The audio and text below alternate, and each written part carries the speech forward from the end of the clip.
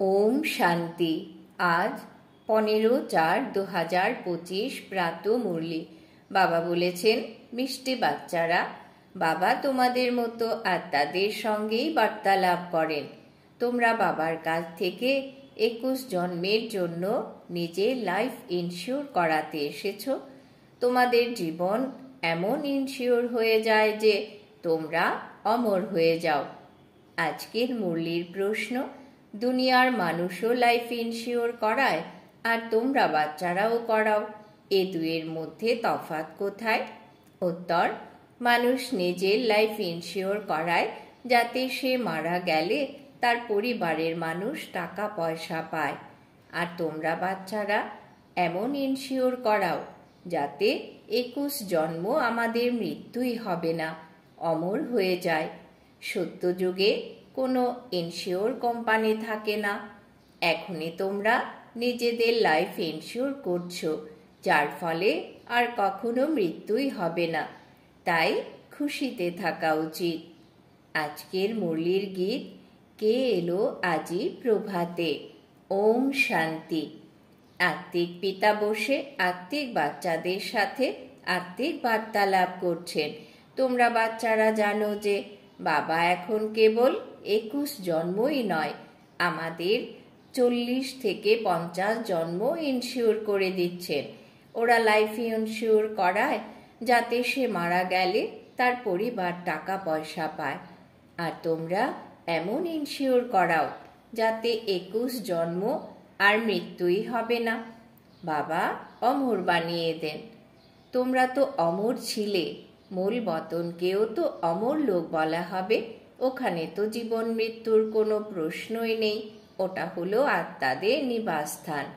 বাবা কেবল নিজ সন্তানদের সঙ্গেই এরকম আত্মিক বার্তালাপ করেন, অন্য কারোর সাথে করেন না। যে আত্মা নিজেকে জেনেছে কেবল তার সাথেই কথা বলেন, অন্য কেউ তো বাবার কথা বুঝতেই পারবে না। প্রদর্শনীতে তো এতজন আসে, তারা কি তোমাদের কথা বুঝতে পারে? অনেক চেষ্টা করে হয়তো সামান্য কয়েকজন বুঝতে পারে। তোমাদেরকেও তো কত কত বছর ধরে বোঝাচ্ছি, তারপরেও সামান্য কয়েকজন বুঝেছ। যদিও এটা 1 সেকেন্ডেই বোঝা যায়। আমরা আত্মারা পবিত্র ছিলাম এবং এখন পতিত হয়ে গেছি। এরপর পুনরায় পবিত্র হতে হবে। তার জন্য সুইট ফাদারকে স্মরণ করতে হবে। তার থেকেও মিষ্টি তো আর কিছুই হতে পারে না। এই স্মরণের বিষয়েই মায়াবী বিঘ্ন আসে। তোমরা জানো যে বাবা আমাদেরকে অমর বানাতে এসেছেন।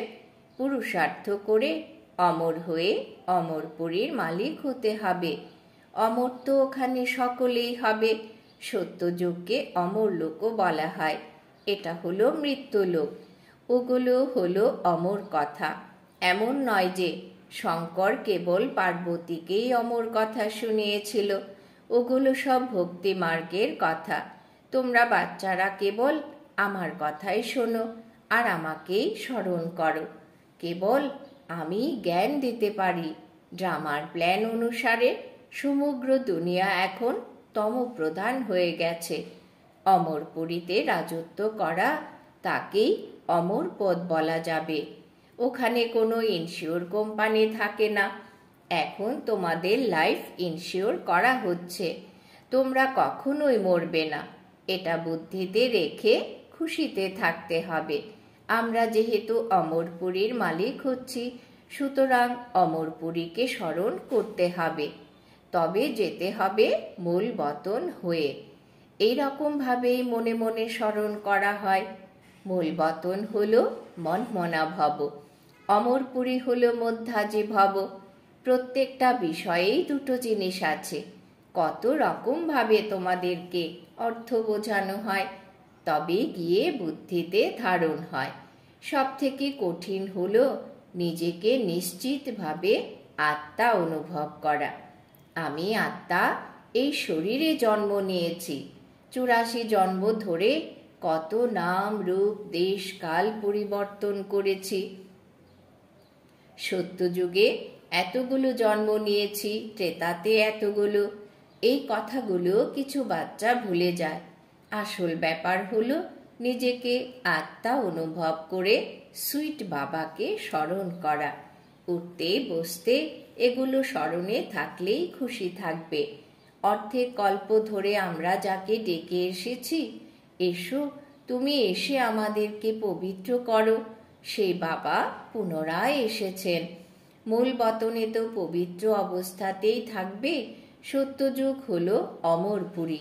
ভক্তি মার্গে মানুষ মুক্তি পাওয়ার জন্য কিংবা কৃষ্ণপুরীতে যাওয়ার জন্য পুরুষার্থ করে। মুক্তি কিংবা নির্বাণ ধাম যাই বলো না কেন, বানপ্রস্থ শব্দটাই যথার্থ। যারা বানপ্রস্থ নেয় তারা শহরের মধ্যেই থাকে।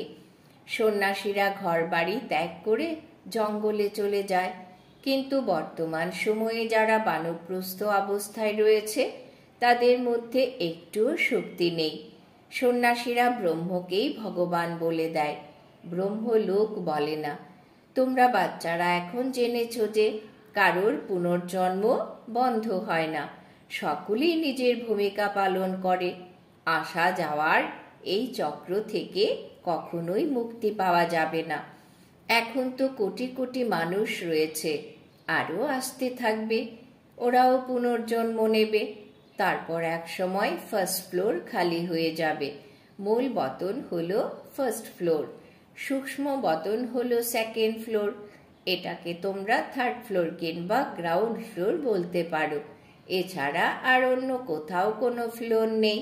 ওরা তো মনে করে অন্য কোনো নক্ষত্রেও হয়তো কোনো জগৎ আছে, কিন্তু এই রকম কিছুই নেই। ফার্স্ট ফ্লোরে কেবল আত্মারা থাকে। এই দুনিয়াটা হলো মানুষদের জন্য। বাচ্চারা, তোমরা হলে অসীম জগতের বৈরাগী। এই পুরাতন দুনিয়াতে থেকেও, এই চোখ দিয়ে সব কিছু দেখেও তোমাদের কিছুই দেখা চলবে না। এটাই হলো প্রধান পুরুষার্থ, কারণ এই সব কিছুই তো বিনষ্ট হয়ে যাবে। তাই বলে এটা নয় যে এই সংসারের অস্তিত্বই নেই। সংসার তো রয়েছে, কিন্তু এর প্রতি তোমাদের কোনো আসক্তি নেই, অর্থাৎ সমগ্র দুনিয়ার প্রতি বৈরাগ্য রয়েছে। বলা হয় ভক্তি, জ্ঞান এবং বৈরাগ্য। ভক্তি মার্গের পরে আসে জ্ঞান মার্গ। তখন ভক্তির উপরে বৈরাগ্য এসে যায়। বুদ্ধি দিয়ে বিচার করে বুঝতে পারো যে এই দুনিয়াটা অতি প্রাচীন এবং এটাই আমাদের শেষ জন্ম। সবাইকে এখন বাড়ি ফিরতে হবে। এমনকি ছোট বাচ্চাদেরকেও শিব বাবার কথা মনে করিয়ে দিতে হবে। তাদের মধ্যে অশুদ্ধ খাদ্য বা পানীয় খাওয়ার অভ্যাস তৈরি করা উচিত নয়। ছোটবেলা থেকে যেটা অভ্যাস করা হয় সেই অভ্যাস সর্বদাই রয়ে যায়। আজকাল সঙ্গের প্রভাব খুবই খারাপ। বলা হয় সৎসঙ্গে স্বর্গবাস আর অসৎসঙ্গে সর্বনাশ। এই দুনিয়া এখন বিষয় সমুদ্র, পতিতালয় হয়ে গেছে। কেবল পরমপিতা পরমাত্মাই হলেন সত্য। বলা হয় গড ইজ ওয়ান। তিনি স্বয়ং এসে প্রকৃত সত্য বুঝিয়ে দেন। বাবা বলছেন, আমার আত্মিক সন্তানরা, আমি তোমাদের পিতা, তোমাদের সাথে আত্মিক বার্তালাপ করছি। তোমরা তো আমাকেই ডেকে এসেছ। তিনি হলেন জ্ঞানের সাগর, পতিত পাবন, নতুন দুনিয়ার রচয়িতা। তিনি পুরাতন দুনিয়ার ধ্বংস করেন।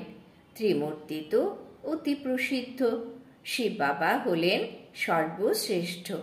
তারপরে সূক্ষ্ম বতনে রয়েছে ব্রহ্মা, বিষ্ণু এবং শঙ্কর।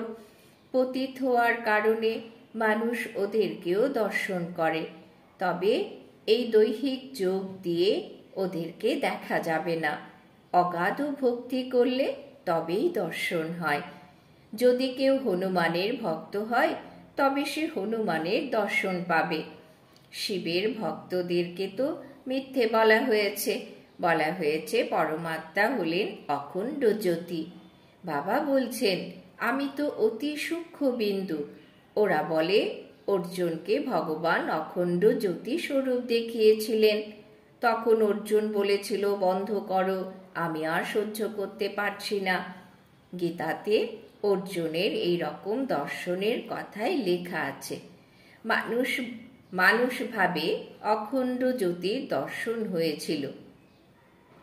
বাবা এখন বলছেন ওগুলো হলো ভক্তি মার্গের গল্প কাহিনী, যেগুলো শুনে কেবল সেই সময় একটু খুশি হয়।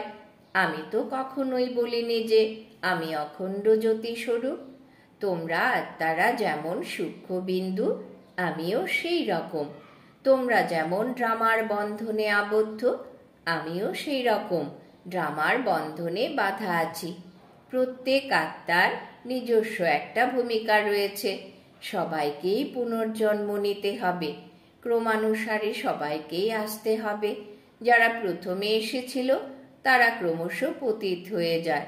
বাবা তো কত কিছুই না বোঝাচ্ছেন।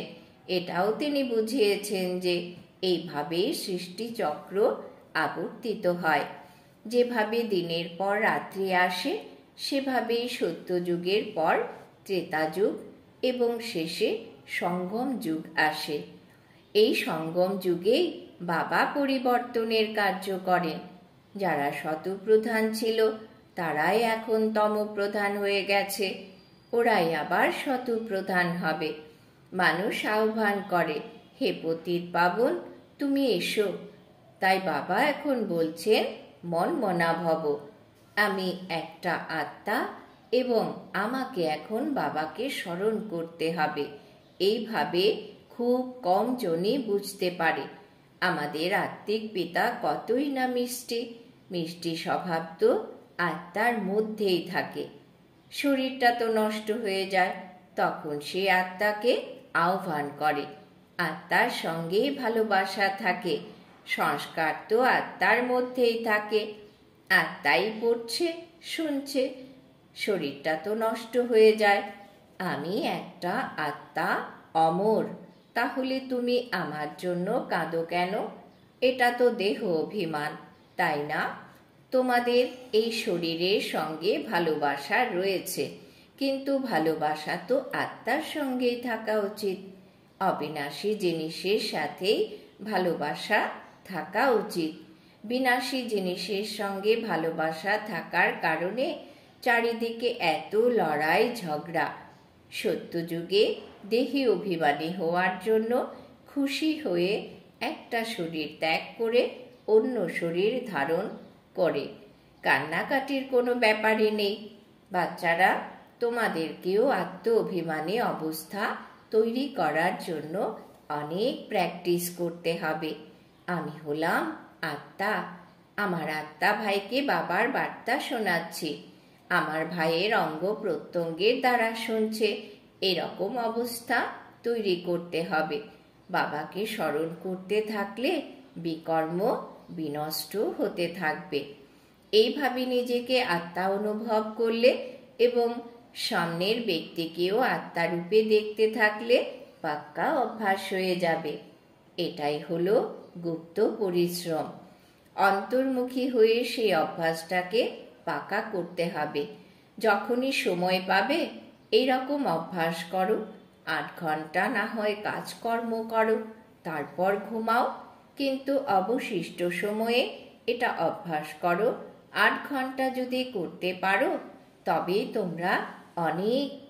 তোমাদের অনেক খুশি হবে। পতিত পাবন বাবা বলছেন, আমাকে স্মরণ করলেই তোমাদের বিকর্ম বিনাশ হবে।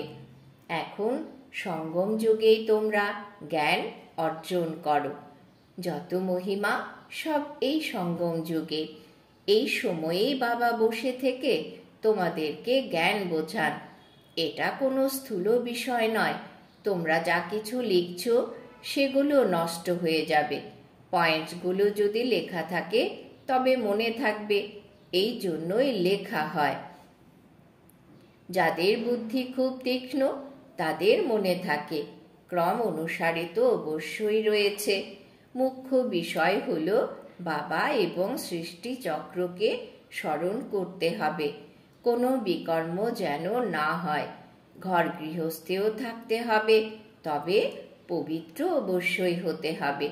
কোনো কোনো নোংরা চিন্তাধারার বাচ্চা ভাবে অমুক মহিলাকে আমার খুব ভালো লাগে, একে আমি গন্ধর্ব মতে বিবাহ করে নেই। যখন কারোর আত্মীয় পরিজন উত্তপ্ত করে তখন তাকে বাঁচানোর জন্যই গন্ধর্ব মতে বিয়ে করানো হয়। কিন্তু তাই বলে এটা নয় যে সকলেই বলবে আমি গন্ধর্ব মতে বিবাহ করব। এই রকম বাচ্চারা কখনোই টিকতে পারবে না। প্রথম দিনেই সে নোংরা নালিতে গিয়ে পড়বে, নাম রূপে ফেসে যায়। এগুলো খুবই খারাপ জিনিস।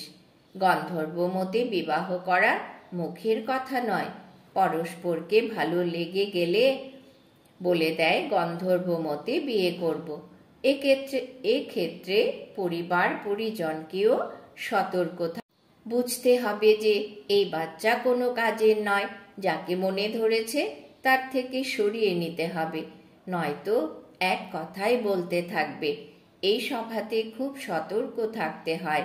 ভবিষ্যতে অনেক নিয়ম মেনে সভা অনুষ্ঠিত হবে।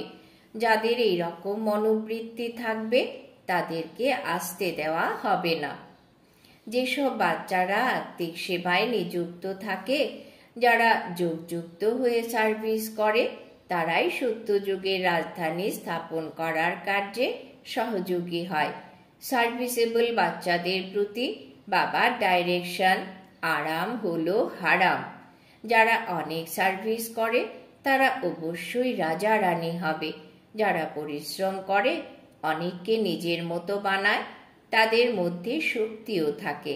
ড্রামা অনুসারে স্থাপনা তো হবেই। সব পয়েন্টস ভালোভাবে ধারণ করে সেবাতে লেগে যেতে হবে। আরামও হলো হারাম। সার্ভিস আর সার্ভিস, তবে গিয়ে ভালো পদ পাবে। মেঘের মতো এখানে এসে রিফ্রেশ হয়ে আবার সেবাস্থানে চলে যাও। তোমাদের অনেক রকমের সার্ভিস বৃদ্ধি পাবে। কত রকমের ছবি বেরোবে, যেগুলো দেখে মানুষ খুব তাড়াতাড়ি বুঝতে পারবে। এই সব ছবিগুলো আরো ভালো হবে। যারা আমাদের ব্রাহ্মণ বংশের হবে তারাই ভালোভাবে বুঝবে। যে বোঝাচ্ছে সেও যদি ভালো হয় তাহলে কিছুটা বুঝতে পারবে। যে ভালোভাবে ধারণ করে, বাবাকে স্মরণ করে, তার মুখ দেখেই বোঝা যায়, বাবা আমি তো তোমার থেকে পুরো উত্তরাধিকার নেব। তার মনে এরকম খুশির বাজনা বাজতে থাকে। সার্ভিসের বিষয়েও খুব আগ্রহ থাকে। রিফ্রেশ হয়ে বেরিয়ে পড়ে। সার্ভিসের জন্য প্রতিটি সেন্টার থেকেই অনেকজনকে তৈরি করতে হবে। তোমাদের সেবা তো অনেক বৃদ্ধি পাবে। অনেকেই তোমাদের সাথে যুক্ত হবে। অবশেষে একদিন সন্ন্যাসীরাও আসবে। এখন তো ওদের রাজত্ব, মানুষ ওদের পায়ে পড়ে, ওদেরকে পুজো করে। বাবা বলছেন এগুলো হলো ভূত পূজা। আমার তো কোনো পা নেই, তাই তোমরা পূজাও করো না। এই শরীরকে আমি লোন নিয়েছি, এই জন্য একে ভাগ্যবান রথ বলা হয়। বাচ্চারা, এখন তোমরা হলে অত্যন্ত সৌভাগ্যবান, কারণ তোমরা হলে ঈশ্বরীয় সন্তান। গায়ন আছে, আত্মা এবং পরমাত্মা আলাদা ছিল বহুকাল। সুতরাং যারা অনেক দিন ধরে আলাদা থেকেছে তারাই এখানে আসবে এবং আমি এসে ওদেরকেই শিক্ষা দিই। কৃষ্ণের ক্ষেত্রে কি এরকম বলা যায়? সে তো পুরো 84 বার জন্ম নেয়।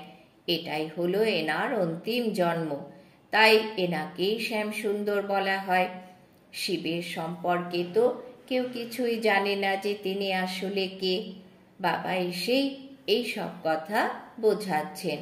আমি হলাম পরমাত্মা, পরম ধাম নিবাসী। তোমরাও ওখানকার নিবাসী। আমি হলাম সুপ্রিম, পতিত পাবন। তোমরা এখন ঈশ্বরীয় বুদ্ধি সম্পন্ন হয়েছ। শরীরের, বাবা বলেন, ঈশ্বরের বুদ্ধিতে যেসব জ্ঞান রয়েছে সেগুলি তিনি তোমাদেরকে শোনাচ্ছেন। সত্যযুগে কোনো ভক্তির ব্যাপার থাকবে না। তোমরাই এখন এই জ্ঞান অর্জন করছো। আচ্ছা, মিষ্টি মিষ্টি হারানিধি বাচ্চাদের প্রতি মাতা পিতা বাপদাদার স্মরণের স্নেহ সুমন আর সুপ্রভাত। আত্মাদের পিতা তার আত্মারূপী বাচ্চাদেরকে জানাচ্ছেন নমস্কার। আমরা আত্মারূপী বাচ্চারা আমাদের মাতা পিতা বাপদাদাকে জানাই অনেক অনেক স্মরণের স্নেহ সুমন, সুপ্রভাত, নমস্কার। ধারণার জন্যে মুখ্য সার: অন্তর্মুখী হয়ে নিজের অবস্থাকে জমাতে হবে, অভ্যাস করতে হবে। আমি হলাম আত্মা, আমার আত্মা ভাইকে বাবার সন্দেশ দিচ্ছি। এই রকম আত্ম অভিমানী হওয়ার গুপ্ত পরিশ্রম করতে হবে। 2. আধ্যাত্মিক সার্ভিসে আগ্রহ থাকতে হবে। অন্যকেও নিজের মতন বানানোর জন্য পরিশ্রম করতে হবে। সঙ্গদোষ বড়ই খারাপ, এর থেকে নিজেকে সামলে রাখতে হবে। অশুদ্ধ খাদ্য পানীয় খাওয়ার অভ্যাস থেকে বিরত থাকতে হবে। বরদান: বাবা আজ বরদান দিয়েছেন, বিশ্ব কল্যাণের কাজে সদা বিজয়ী হয়ে বিশ্বের আধার মূর্তি ভব। বিশ্ব কল্যাণের কাজে সদা বিজয়ী হয়ে বিশ্বের আধার মূর্ত ভব। বিস্তার: বিশ্ব কল্যাণকারী বাচ্চারা স্বপ্নেও ফ্রি থাকতে পারে না। যারা দিনরাত সেবাতে বিজি থাকে তারা স্বপ্নেও কোনো নতুন নতুন পয়েন্টস, সেবার প্ল্যান বা তারিখ দেখতে পায়। তারা সেবাতে বিজি হওয়ার কারণে নিজের পুরুষার্থের ব্যর্থ থেকে এবং অন্যদেরকেও ব্যর্থ থেকে সদা সুরক্ষিত থাকে। তাদের সামনে অসীম জগতের আত্মারা সদা ইমার্জ থাকে। তাদের মধ্যে অল্প একটুও আলস্যতা আসে না। এরকম সেবাধারী বাচ্চারা আধার মূর্তি হওয়ার বরদান প্রাপ্ত করে। স্লোগান: সঙ্গম যুগের প্রতিটি সেকেন্ড 1 বর্ষের সমান। সেই জন্য অলসতার কারণে সময় নষ্ট করো না। সঙ্গম যুগের প্রতিটি সেকেন্ড 1 বর্ষের সমান। সেই জন্য অলসতার কারণে সময় নষ্ট করো না। আজকের সমান: আমি বিশ্বের আধার মূর্তি আত্মা। আজকের জন্য অব্যক্ত ইশারা: কম্বাইন্ড রূপের স্মৃতির দ্বারা সদা বিজয়ী হও। যাদের সাথে স্বয়ং সর্বশক্তিমান বাবা সদা কম্বাইন থাকেন, সর্বশক্তি সদা তাদের সাথে থাকে। যেখানে সর্বশক্তি থাকে সেখানে সফলতা হবে না, এটা অসম্ভব। কোনো ভালো সাথী লৌকিকেও যদি পাওয়া যায় তাহলে তার সঙ্গ কখনো পরিত্যাগ করে না। আর ইনি তো হলেন অবিনাশী সাথী। এই সাথী কখনো ধোঁকা দেবে না, সর্বদাই সাথে থাকেন। তাই সর্বদা তার সাথে থাকো। আচ্ছা, ওম শান্তি।